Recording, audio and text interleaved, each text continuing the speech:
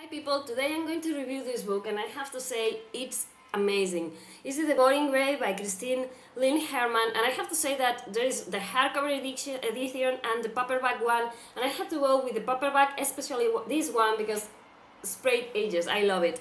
And I have to say that this book is amazing. In the summary it says that if you love the Raven Boys or Stranger Things, you are going to love this one, and I have to agree. There are some parts of it that reminds me of The Raven Boys by Maggie Stiefvater. The powers the kids have in relation with the ley lines, although here we are going to find another kind of things. And also the upside down that there is in Stranger Things, we are going to find something similar in here. We are going to find some characters that they seem to cross into another place that's exactly like the place they were in before, but this one is dry, lifeless, and it seems like when you're inside there is this kind of voice, this kind of monster that tries to kill you, or tells you that you are not enough, or tries to use you, or you're going to have to read to discover more about this monster. And the thing is that I love this book so much because when we began the book, reading it, we are like in the middle of something. It's like we are following a character called Violet Saunders, and she's entering this city for the first time in her life. Her family comes from this city and she's returning to it with her mother after her sister has died. And she finds herself uprooted and kind of lost because she misses her sister, and she feels like a little out of place because they are moving to a new town, and it's like, and we are following her, and we are going to enter this book finding a guy called Justin and his sister Mai, and they're contemplating, they're doing like a kind of a tarot reading, and he's asking his sister if there is a way that he can save the city. And we began to learn, I think, about the founders' families, that it seems like this city was founded by 4 families that had some kind of powers, and these powers keeps on getting inherited by the descendants. Not all of them get the powers, only the ones that do a ritual. I'm not going to explain more about that. You are going to have to read, because this is like a thrillery, mysterious kind of read, and there's lots of things that we don't know, and we are going to keep guessing and on the edge practically until the end of the book. So this is amazing. I love that thing. And also we are going to find that these kids, they are not exactly kids, they are more like young people. There have been friends, but something has happened with some of them. There is this girl called Harper. We are going to find her. She is missing the lower part of her left arm, and she's going to tell us that she lost it during her ritual. What happened? Mystery, more mystery.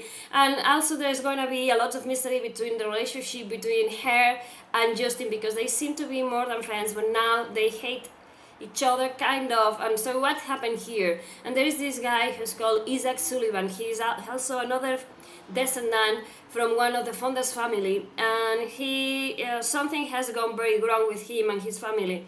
And again, we are going to land in the middle of this situation, and we are not going to know anything more than this. So we are going to be as clueless as Violet is when we enter this book, and we are going to have to keep on reading to begin reconstructing the story and assembling pieces and see what we can learn about what is the Grey, what's the rituals, what are the founder families, why do they exist, what happened, why they fight between them, what's going on here.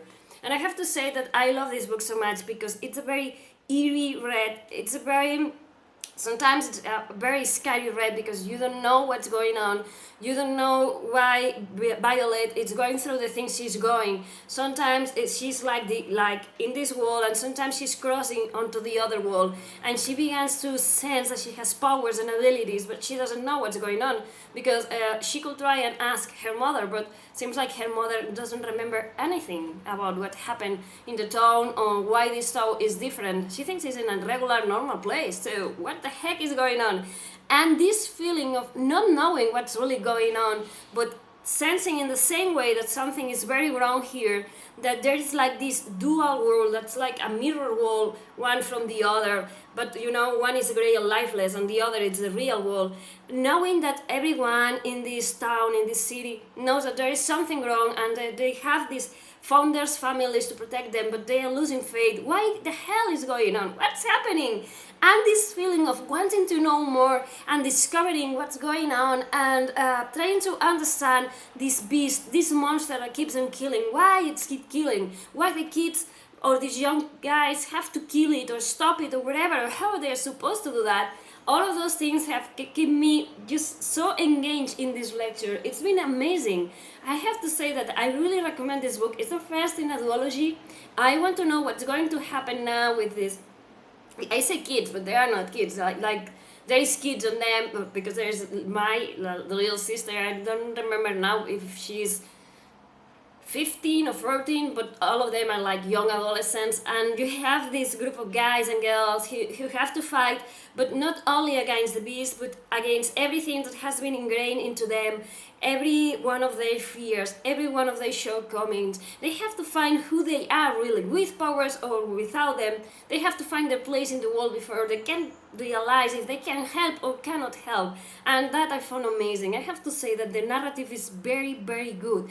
It makes you feel like, what's going on? And it keeps on revealing little things when you keep on reading, and that makes you don't want to stop reading, because every little detail, every little information that's being fed to you helps just construct this book and makes it more amazing. And I have to say that the little chapters are short and sweet, just to say in some way, and we are going to find them narrated by different characters. We are going to find parts narrated by Violet, by Harper, by Isaac, by Justine, by May. Every one of them is going to have a part. So this helps because you can understand what every one of them is going through, and so you can weave a bigger tapestry with all the feelings of all these characters, because you are going to see pretty soon that Justine and Harper hate each other, have like this strained relationship.